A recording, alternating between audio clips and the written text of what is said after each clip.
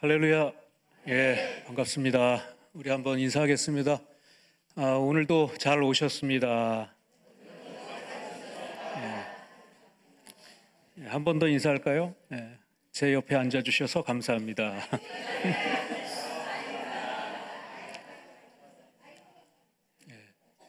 굳이 내 옆에 앉지 않으셔도 되는데 옆에 앉아주셔서 감사합니다. 참 천산중앙교회 노회 때 이렇게 오고 또 담임 목사님 뵈러 한 번씩 이렇게 올 때마다 느끼는 거는 교회가 참 따뜻하다 하는 거예요. 성도님들도 따뜻하시고 공간도 참 이 따뜻한 분위기가 좋습니다. 저희 교회 오신 분들 아시죠? 어쨌든 참 좋습니다. 오늘 음악위원회 헌신 예배로 우리가 하나님 앞에 같이 예배를 드리는데요. 헌신을 다짐하는 것은 너무나 중요합니다. 왜냐하면 헌신을 통해서 우리의 마음이, 우리의 심령이 새로워지고 또 하나님 앞에 우리의 결단이 새로워지고 또 다시 한번 도약할 수 있는 그러한 시간이 되기 때문에 그렇습니다. 여러분 오늘 본문 요한복음 3장 22절부터 30절 말씀 너무나 잘 알고 있는 말씀인데요. 이 말씀 속에서 우리가 다시 제자리에라고 하는 제목으로 하나님 말씀을 같이 나누겠습니다. 여러분 스마트폰 다 사용하시죠? 요즘은 연세 드신 분들도 스마트폰 다 사용하시는데요. 새로 구입하면은 참 좋습니다. 아주 쌩쌩 잘 돌아가고 성능도 좋습니다. 그런데 한 달, 두 달 쓰다 보면 어떻게 됩니까? 조금 느려지는 감이 들죠? 그러면서 프로그램이 꼬이는 것 같기도 하고 제대로 작동되는 거 맞나 이런 생각이 들기도 하죠. 고장나서 그럴까요?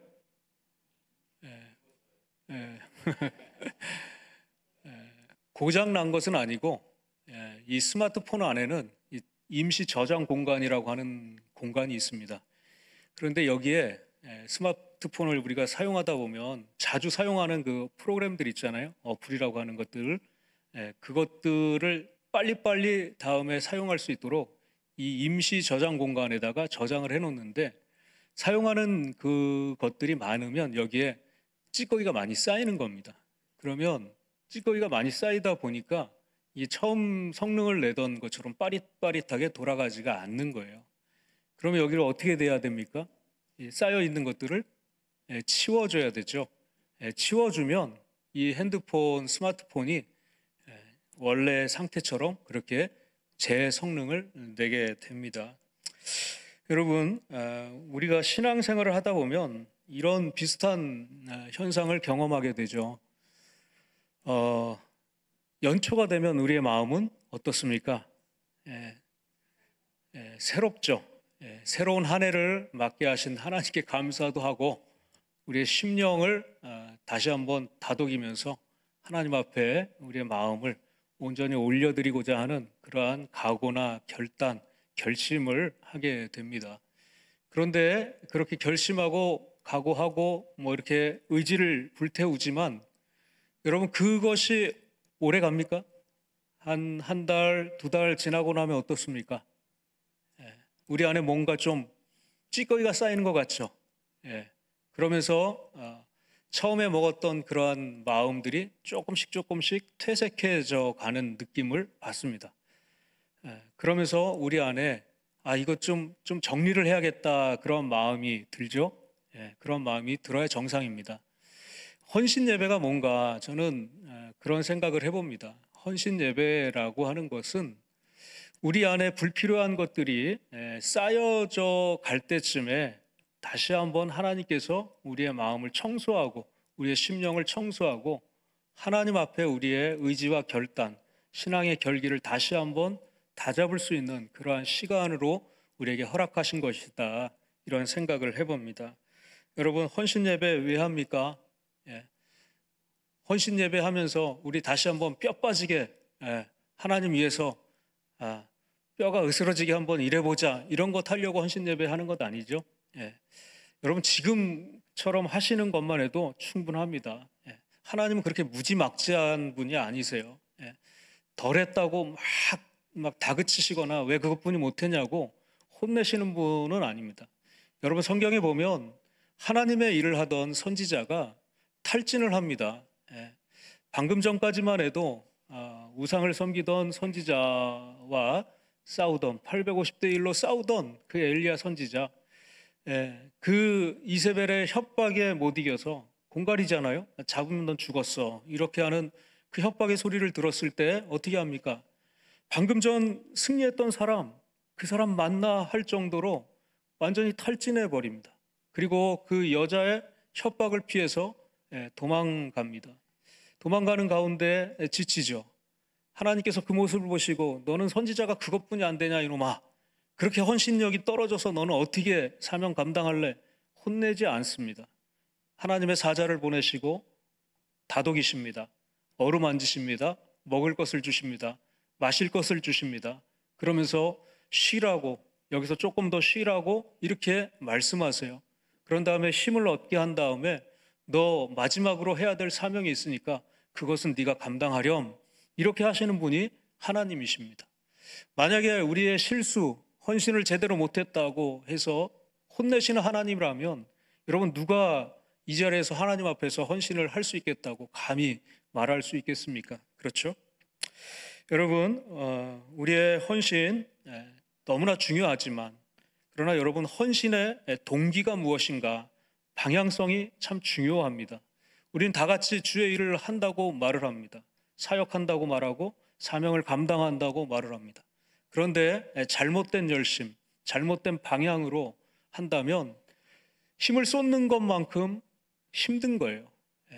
잘못된 방향으로 간 만큼 되돌아오려면 더 많은 에너지가 소비됩니다. 여러분, 그래서 애당초 헌신의 동기가 중요하고 그 방향을 잡고 헌신하는 것이 그 어떤 것보다도 중요합니다. 그러니까 일보다 중요한 게 동기고, 그 마음의 방향성을 제대로 갖고 사역을 하는 게 중요합니다. 저는 오늘 우리의 헌신이 바른 동기와 올바른 목적에서 혹시나 흐트러지지는 않았는가, 좀 우리의 모습이 조금 게을러지거나 나태해지지는 않았는가, 오늘 말씀을 통해서 말씀의 거울을 우리의 삶에 또 내 자신에 비춰보면서 혹시라도 좀 틀어지고 좀 잘못된 방향으로 가고 있고 게으러지고 조금 더 나태해진 그런 모습이 있다면 오늘 말씀을 통해서 다시 한번 우리의 영적인 상태를 점검하고 다시 주님 앞에 헌신의 자리로 나아갈 수 있기를 주의 이름으로 축복합니다. 오늘 이곳에는 뭐 음악위원회 헌신 예배지만 음악위원회에 소속된 분들만 계신 것은 아니죠. 일반 성도님들도 다 같이 예배를 드리는데요. 음악위원회를 포함해서 일반 우리 모든 성도님들이 같이 이 말씀 좀 생각했으면 좋겠습니다. 우리가 헌신을 할 때 우리의 마음 가운데 드려지는 세 가지 심이 있습니다. 심, 마음 심자를 써서 세 심이 있는데 그게 뭐냐면 중심과 전심과 진심을 들여서 하나님께 나아가는 것이 너무나 중요합니다. 열심 중요하지만 중심, 진심이 없이 전심을 다하지 않고 중심을 다하지 않는 그러한 열심은 소용이 없습니다. 나를 돋보이게 하는 그 열심은 내면 낼수록 나도 피곤하고 남도 힘들게 하는 열심이 될 수밖에 없습니다. 여러분, 오늘 우리가 사명의 자리를 잘 파악하고 그 자리에서 다시 한번 주님을 위해서 헌신할 수 있는 그런 동기가 부여됐으면 좋겠습니다. 여러분, 어떤 드라마나 영화를 보면요, 거기에 빠지지 않고 나오는 사람들을 있습니다. 우리가 흔히 말해서 배역이다 이렇게 말하잖아요. 그런데 등장하는 그 배역들 가운데는 주연도 있고 조연도 있고 단역도 있습니다. 모두 다 출연하는 사람들마다 무엇을 하고 싶을까요?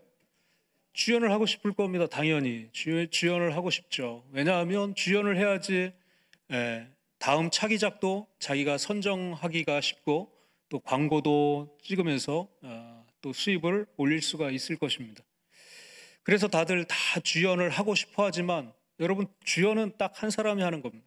그 사람이 그 자리에 있고 돋보이게 하기 위해서 조연도 있고 그 옆에 단역들도 있습니다. 그런데 누구나 다 주연을 하고 싶다고 해서 다 주연을 할 수는 없잖아요. 정해진 자리가 있고 나머지는 그 사람을 중심으로 해서 함께 드라마나 영화를 만들어가는 거예요. 최선을 다해야 됩니다. 나는 주연하고 싶은데 주연분이 못했어. 나 그냥 대충 할래. 이러는 사람은 없겠죠. 만약에 그렇게 한다면 그 사람 다음 작품 기대할 수가 없습니다. 오늘 본문에도요, 마치 주연과 조연의 역할 때문에 갈등하는 그러한 사람들이 등장합니다. 여러분, 오늘 본문에 보면 자기의 자리를 뺏긴 것 같은 느낌 때문에 마음이 상당히 불편한 사람들 등장하는데 그 사람들이 요한의 제자들입니다. 여기서 말하는 요한은 예수님의 제자 요한이 아니라 오늘 세례를 준 요한, 세례 요한을 가리킵니다. 세례 요한의 제자들이 등장을 하는데요, 갈등합니다. 불편해합니다. 왜 그런가 보니까 그 사람들이 처음에는 주연처럼 행동을 했어요. 그렇게 사람들에게 주목을 받았습니다. 그런데 어느 날부터 점점 밀려나더니 조연과 같은 느낌을 받기도 하고, 야, 이거 내 자리 뺏기겠다 하는 그러한 위기감을 그 사람들이 느끼기 시작합니다. 왜 그런가? 22절부터 23절 말씀을 보면 이렇게 말합니다. 그 후에 예수께서 제자들과 유대 땅으로 가서 거기 함께 유하시며 세례를 베푸시더라. 요한도 살렘 가까운 에논에서 세례를 베푸니 거기 물이 많음이라. 그러므로 사람들이 와서 세례를 받더라. 지금 예수님과 예수님의 제자들이 뭐 세례를 준다 이렇게 말을 하는데, 엄격히 말하면 예수님이 세례를 준 적은 없다 이렇게 말하죠. 예수님의 제자들이 세례를 주죠. 요한이 세례를 줍니다. 사람들이 요한에게 처음에는 많이 왔어요. 많은 사람들이 와서 그 요한에게 세례를 받기를 원했습니다. 무릎을 꿇고요, 회개하면서 물로 세례를 받으면서 그 앞에 내가 어떻게 하면 구원을 얻겠습니까? 뭐 이렇게 세례 요한에게 묻기도 해요. 세례 요한이 회개하라 말하죠. 많은 사람들이 거기에 감동이 되고 세례 요한을 많이 따랐습니다. 그리고 이 세례 요한을 따르는 제자들도 그렇게 많았습니다. 그러니까 이 세력이 구축이 된 거예요. 세례 요한을 중심으로 하는 그러한 마치 작은 세력들이 구축이 되고 사람들의 이목을 집중받습니다. 사람들이 다 요한에게 찾아가요.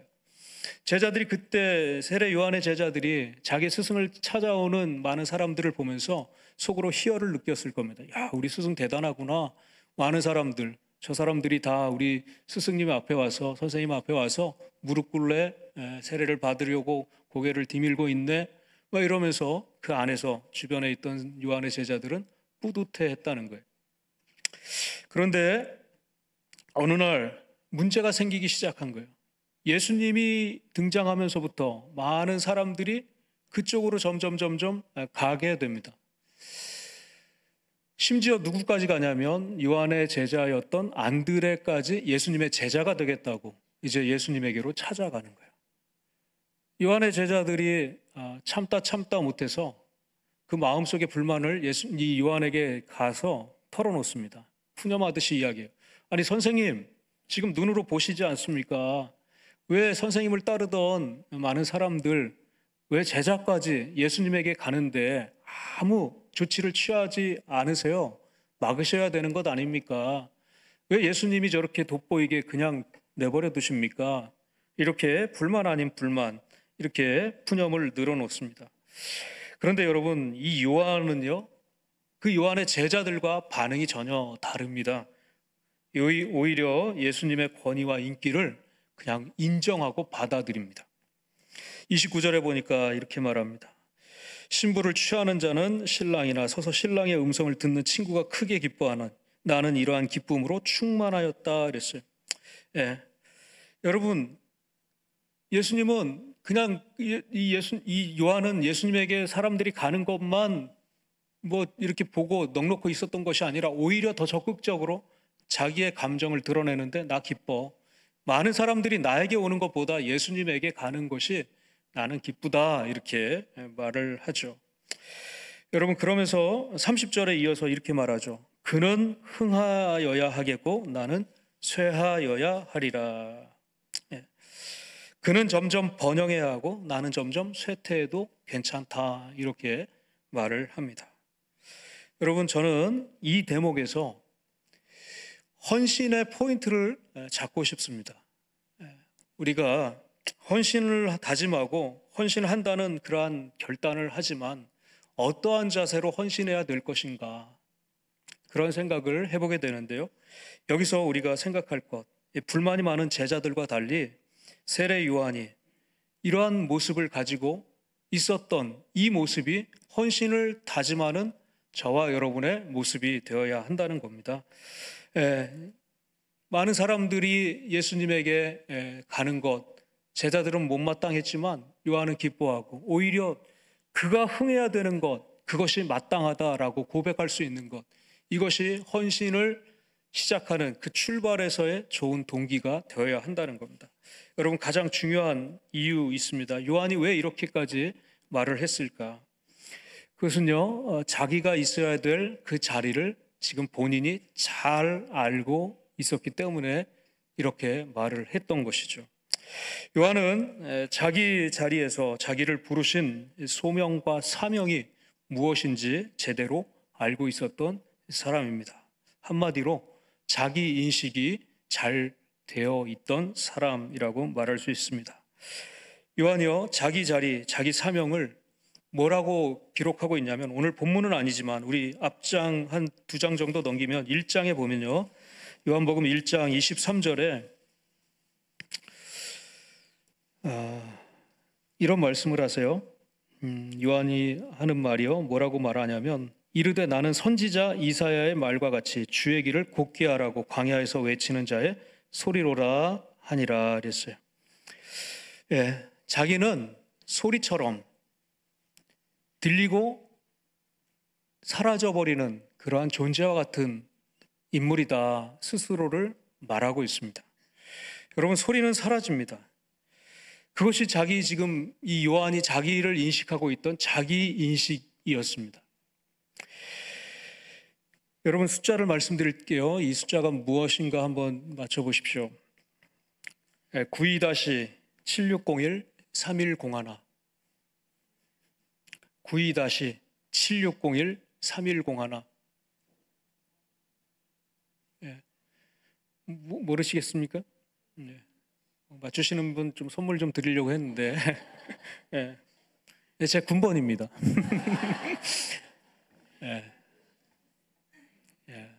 우리 여자분들은 요 숫자가 별 의미 없을 겁니다. 그런데 30년이 지난 지금도 이것은 왜 지워지지 않을까? 머리에서 사라지지 않을까? 28년대 8중대 3소대 116번 훈련병, 논산훈련소 출신입니다. 6주간의 훈련을 마치고 이제 후반기 교육 받고 이제 강원도 춘천 옆에 신남이라고 하는 작은 부대가 있는 그쪽으로 이제 배치를 받아서 갔습니다. 저희 부대는 보급대대입니다. 보급대대였습니다. 1군지사 아래 예하부대, 약 강원도 전방에 있는 20개 부대에 이 보급품이라고 하거든요. 군대 용어로 보급품을 이제 보내는 그러한 부대였습니다. 그러니까 1종부터 7종을 관리하는 부대였습니다. 그러니까 1종이 먹는 거고 7종이 유류인데 전체적인 것을 다 관리하는 부대였습니다. 그러니까 부대 섹터가 상당히 넓어요. 커요. 그리고 이 유류를 관리하는데 그 예하 부대 이 전쟁 비축 물자잖아요. 기름이요. 그러니까 그게 항상 비축이 돼 있어야 되니까 이 산에, 그 산 아래다가 파서 그 탱크를 6개 큰 정말 어마어마한 그러한 기름 탱크를 산 아래에다가 이렇게 숨겨놨습니다. 근데 가끔씩 어떤 일이 있냐면 사단장이 부대를 방문하는 일이 있습니다. 보급대대에 물건 빼돌리지 말라고, 빼먹는 사람들이 많았대요, 예전에 선배들이. 그래서 사단장이 불시에 점검을 하러 옵니다. 투스타잖아요, 사단장이. 그럼요, 사단장이 언제쯤 온다 말은 안 하는데 이미 다 뭐 부관들을 통해서 다 정보가 나오죠. 언제쯤 온다라는 것을 알게 돼요. 그러면 뭐가 이제 이루어지냐면 부대 안에 비상이 걸립니다. 사병들은 계속 쓸고 닦고 하는 그 일을 반복을 합니다. 연병장 얼마나 넓습니까? 보급대대 연병장, 가지도 않을 그 산 밑에 풀 뽑고 뭐 별짓을 다 합니다. 길이 있는데 뭐 지금처럼 뭐 도로가 깔린 그런 길은 아니겠죠. 흙먼지 날리는 그런 길입니다. 어쨌든 그 길을 다 쌀 위로 쓸고 다 정리합니다. 그렇게 한 주간 정도를 다 깨끗이 연병장 구석에 낙엽 그 보이지도 않는 그 구석까지 다 전사병들이 청소를 깨끗이 해요. 길을 잘 쓸고 닦습니다. 오신다고 하는 그 날짜가 됐습니다. 이제 우리는 사병들은 이제 다 나와서 연병장에 도열해 있고 이제 사단장을 맞이할 준비를 하고 있는데 사단장이 이제 그 성판 빨간 판에다가 별 2개 달고 이제 차 타고 오겠지 하고 이제 오는 그 길목만 다 이렇게 보고 있는데 갑자기 헬기 소리가 하늘로부터 나는 거예요. 사단장님이 헬기 타고 오는 겁니다. 여러분 헬기 타고 오면 어떻게 됩니까? 쓸어놓은 그 낙엽이고 뭐고 다 소용이 없어요. 다 뒤죽박죽되고 엉망됩니다. 무슨 말씀 드리려고 하냐면 자기 자리에서 길 닦는 게 그렇게 힘들더라고요. 오늘 설교 준비를 하는데 그런 생각이 드는 거예요. 길 닦는 게 쉽지 않구나. 여러분 이 세례 요한이 많은 사람들이 자기에게 왔고 자기에게 세례를 받고 그러면서 세례를 주면서 회개하라 천국이 가까웠다 하는 그 메시지를 들으면서 사람들이 그 말하는 것에 반응하는 것을 보면서 자기의 사명에 대해서 참 기뻐했을 그러한 모습이 여러분 생각되지 않습니까? 떠올려지지 않습니까? 그런데 예수님에게 사람들이 가면서 어쩌면 이 세례 요한의 마음속에도 좀 속상한 것도 없지 않아 있었을지 몰라요. 그런데 제자들처럼 말은 안 했을 뿐이지 그러한 서운함이 있었을지 모릅니다. 그러나 그건 내색하지 않습니다. 오직 했던 대로 여전한 모습으로 해왔던 대로 예수님을 바라보라고 자기는 광야에 예수님을 증거하고 사라지는 소리로 인식하고 오히려 예수님을 바라보라고 세상 죄를 지고 가는 하나님의 어린 양이라고 저분을 바라보라고 손짓을 하는 그 자리를 지키는 것. 여러분 사람의 감정을 가지고 이것이 쉽게 지킨다고 하는 것은 쉽지 않았을 겁니다. 그런데 여러분 세례 요한은 오히려 자기의 자리에서 이탈하지 않고 그렇게 예수님을 높이는 그리고 자기를 더 낮추는 그러한 역할을 충실히 했습니다. 그런 요한을 가리켜서 예수님이 뭐라고 하시냐면 여자가 낳은 자 중에 가장 큰 자라고 칭찬을 하십니다. 여자가 낳은 자 중에 가장 큰 자다 이렇게 극찬을 하시죠. 여러분 여자가 낳지 않은 사람이 있습니까? 모든 사람은 다 여자가 낳습니다. 어머니가 낳았어요. 다 낳습니다. 그런데 그 사람들 중에 여자가 낳은 사람들 중에 가장 큰 자 이렇게 말씀하셨는데 가장 크다 할 때 그 크다는 것은 키가 크다 이것을 말씀하는 게 아닙니다. 이 원래적인 의미를 보면은 어떤 의미가 있냐면 더 큰, 더 위대한, 더 중요한 이러한 의미가 담긴 것이 크다라는 말 속에 담긴 의미입니다. 그러니까 요한이 자신의 사명이 무엇인지 알고 자기 위치에서 자기 자리에서 사역을 감당해낸 그 모습을 예수님께서 보시고 예수님은 크다 여기시고 칭찬을 해주셨다는 거예요. 여러분 오늘 우리가 헌신 예배, 여러분 음악위원회로 헌신 예배를 드리고 있습니다. 헌신 예배로 헌신을 다짐하고 있는데요. 여러분 말만의 헌신은요 아무 의미가 없습니다. 여러분 사실 우리의 타락한 본성은요 헌신보다 새신을 좋아합니다. 늘 새신을 찾지 않습니까? 헌신하는 것은 옆에 사람이 해주길 원해요. 저 사람이 더 많이 해주길 원하죠. 여러분 우리는 모두 다 주연의 자리에서 주인공 노릇을 할 수는 없습니다. 주인공이 있지만 또 누군가는 주변에서 주연을 돋보이게 하는 조연으로 그렇게 연기를 해야 되고 역할을 해야 됩니다. 그것도 아니면 지나가는 사람 일, 지나가는 사람 이, 뭐 이러면서 그렇게 단역으로 또 출연하면서 그 역할을 감당할 수도 있어야 됩니다. 여러분, 하나님께서는 우리에게 은사와 재능과 달란트를 각양 사람에게 다 주셨습니다. 똑같이 주신 것이 아닙니다. 어떤 사람에게 더 탁월한 무언가를 보시고 그 사람에게는 더 많은 그쪽의 재능을 주셨습니다. 어떤 사람을 보면 저 사람에게 없는 이 사람의 장점이 있고 잘하는 것들이 있습니다. 그러니까 모든 사람이 다 똑같지 않다는 거예요. 교회 안에 모든 성도들이 획일적이지 않습니다. 다 다른 은사와 재능과 달란트를 받았습니다. 여러분, 저를 한번 따라해 주시겠습니까? 제가 졸고 있으면 저를 꼬집어 주세요. 예, 피곤하시죠? 예. 조금만 더 하면 됩니다. 한 30분만 더 하면 됩니다. 예.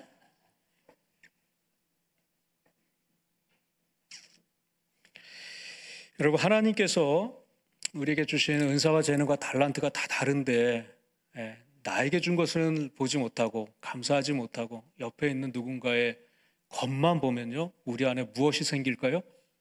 질투가 생깁니다. 미움이 생깁니다. 시기가 생깁니다. 그리고 다투고요, 갈등하게 됩니다. 하나님이 주신 나의 절대적인 그 은혜가 있어요. 그것을 감사함으로 받으면 버릴 것이 없습니다. 그런데 자꾸 옆에 사람 것을 이렇게 곁눈질해갖고 혹시 내 거보다 더 큰 거 받지 않았나, 나보다 더 좋은 거 받지 않았나. 모든 교회의 문제가 거기서부터 시작이 되는 겁니다. 여러분, 음악위원회에서 우리 사역하시는 우리 성도님들 중에도 음색이 다 다르지 않습니까? 오늘 찬양 너무나 잘 하셨어요. 그 찬양을 얼마나 이렇게 연습을 많이 하셨습니까?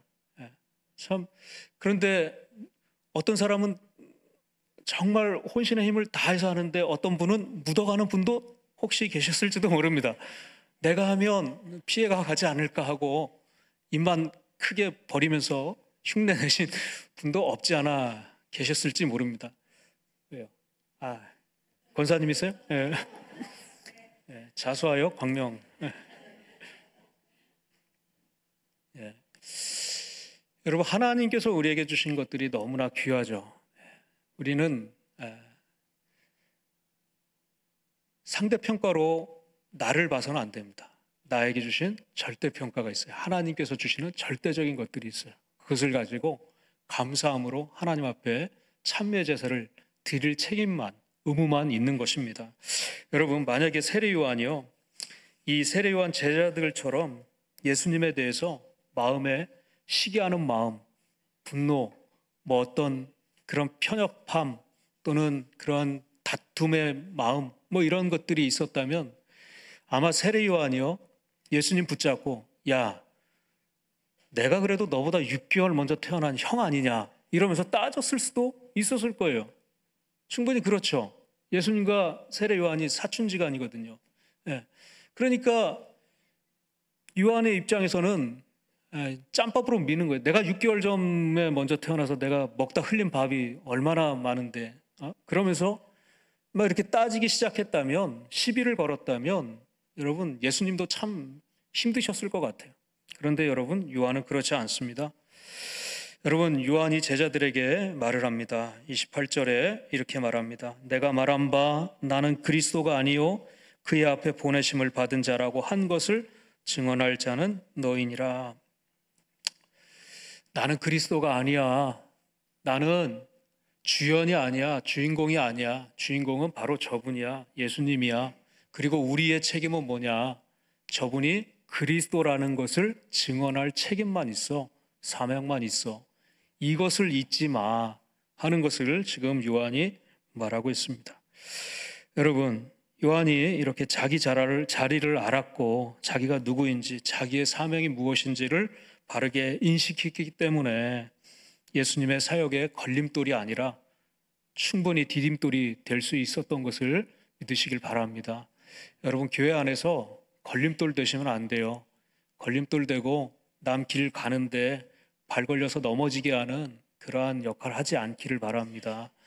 오히려 내가 그 사람의 디딤돌이 되어서 나를 밟고 더 멀리, 더 빠르게 가세요 할 수 있는 그러한 마음으로 주님의 사역을 감당할 수 있기를 바랍니다. 여러분, 우리가 주님의 뜻이라면요, 주연도 할 수 있고요, 조연도 할 수 있고요, 또는 그렇게 단역도 할 수 있는 겁니다. 중요한 것은 뭐냐? 맡겨진 자리에서 주님이 쓰실 만한 거룩한 그릇이 늘 되는 것입니다. 여러분, 주님이 원하시는 것은요, 비싼 그릇, 큰 그릇, 넓은 그릇, 그런 것이 아닙니다. 깨끗한 그릇을 원하십니다. 아무리 금그릇이어도 그 안이 정결하지 못하고 더러우면 그 그릇 쓸 수 없습니다. 그러나 작지만 그 안이 깨끗한 그릇은 언제든지 주인의 손에 들릴 수 있는 기회가 있는 거예요. 여러분도 주님 앞에 늘 그렇게 깨끗한 그릇 되어서 헌신하실 수 있기를 바랍니다. 중앙을 좋아하는 것, 사람의 심리입니다. 가운데 좋아하는 것, 센터 좋아하는 것, 그것은 사람의 본능입니다. 우리 아이돌 가수들 나오잖아요.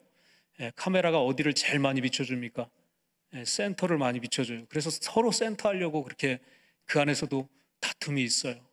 그럼 여러분, 그 인기 오래가지 못합니다. 여러분, 양보하고 더 높여주고, 우리가 빌립보서 2장의 말씀 잘 알지 않습니까?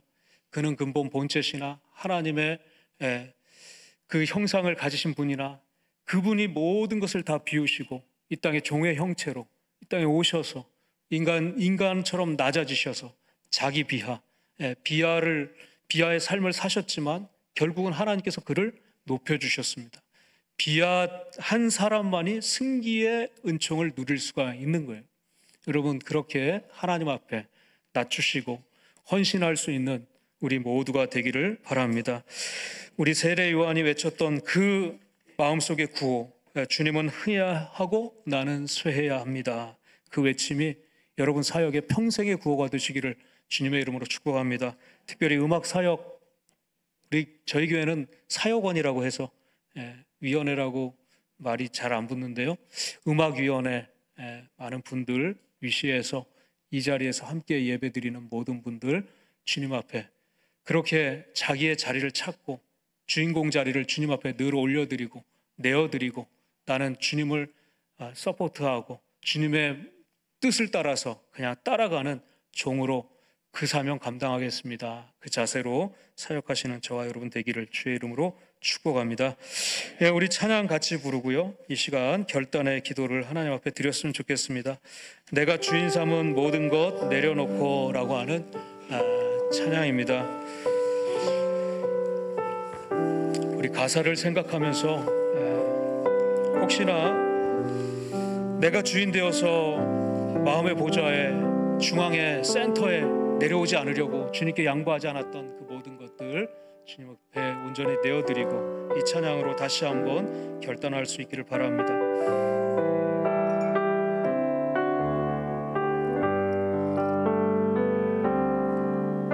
내가 주인 삼은 모든 것 내려놓고 내 주 되신 주 앞에 나가 내가 사랑했던 모든 것 내려놓고 주님만 사랑해.